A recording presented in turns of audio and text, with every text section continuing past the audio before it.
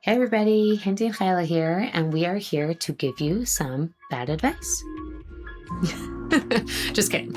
We are going to share with you some bad advice that we have heard, and we kind of want to nitpick and tear apart what we don't like about it and see what you think. Hey everybody, we are here for another episode on our segment of Hard Pass. And today we are responding to a woman who wrote in telling us, and I quote, "Don't expect him to make you happy. He won't understand. Tell him exactly what you need." End quote. Classic. Yeah, right? Don't expect him to figure out what you want. If you want 7.5 roses, tell him exactly what color, when, how, who, what. Write him a script. What he should say, when he should say. Right. So let's just talk about the value of that advice, because I feel like there's always like a kernel of truth. There's something there. I do think that there's something great about that. Like there's something about taking ownership, knowing what you want, expressing what you want, sharing a desire.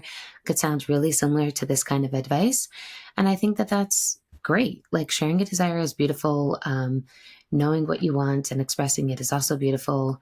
There's something though about this advice that has an undercurrent of something else that I think takes some nuance to understand. Well, I think the differentiation that we make, which is a very important one, between sharing a desire and telling somebody else how to treat you.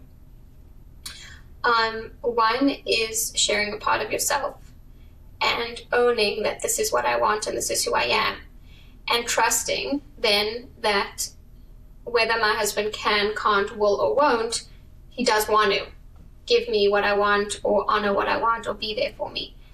And that is very beautiful. Like you said, it's an ownership. It's getting to know ourselves.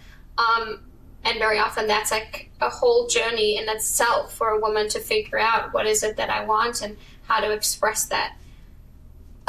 When we get into the territory of telling other people how to treat us, really, to me, that often is like a symptom or an outcome of a victim mindset, where we feel very much vulnerable to and sensitive, in the sense of like, my happiness is in somebody else's hands, and if they'll do this, then I can be happy, and if they won't, then I can't be happy. And from my experience of speaking to different women, when a woman is like on this trajectory and she's telling her husband, like, I need you to do this for me, and he's not able to do it or he doesn't do it, then it's like so much worse, because it's like, I'm telling you exactly what I need you to do and you still can't do it, so it means you don't love me. And that gets to a very, very painful place. Right. So it's really hard, because you feel like you're setting yourself up for success because you're being super clear and you're expressing exactly what you want. And what I'm hearing you say, it's almost like you're setting yourself up for failure if it doesn't work out exactly the way that you had dictated. So it's putting a lot on the line, and that's really painful.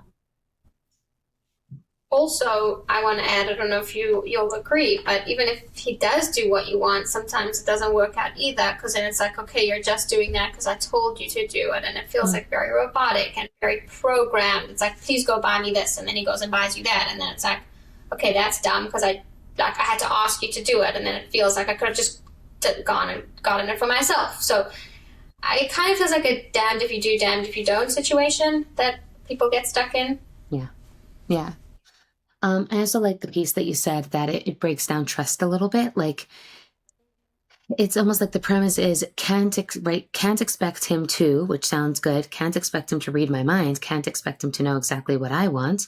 I like that, obviously. But it also takes out a little bit of the element of, but he does know you and he does love you and he does care. And he will notice whether or not, I don't know, you're cold when you get into the car, and I'll turn on the heater for you. Sometimes women are so shocked when their husbands will express little ways that they do understand us and know us. And they're so shocked because they just don't have that expectation that he actually studies and he really does deeply care. And so something about this don't expect him leads to a little bit of a lack of trust or a lack of opening yourself up to his love. That problem bothers me. I also think, it's funny because it's in the same sentence where you say, don't expect him to.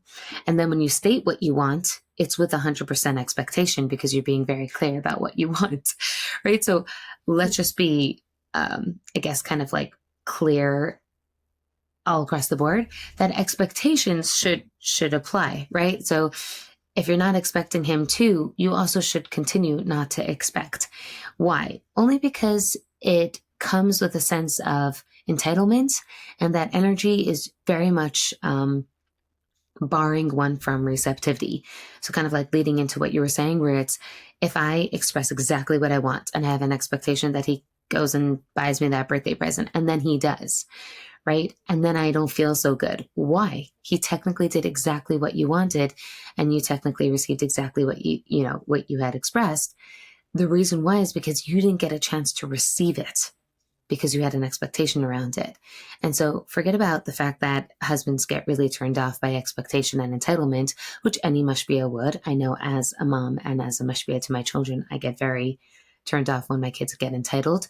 But that aside, even for you as a woman who wants to feel the deliciousness of being able to receive, having that expectation doesn't allow you to receive it because it was an instruction, not a desire.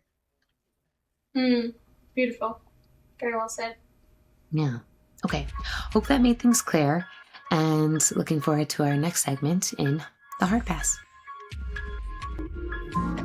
We would love to hear your feedback, thoughts, and questions.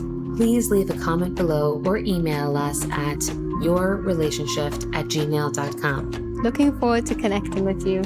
See you next time.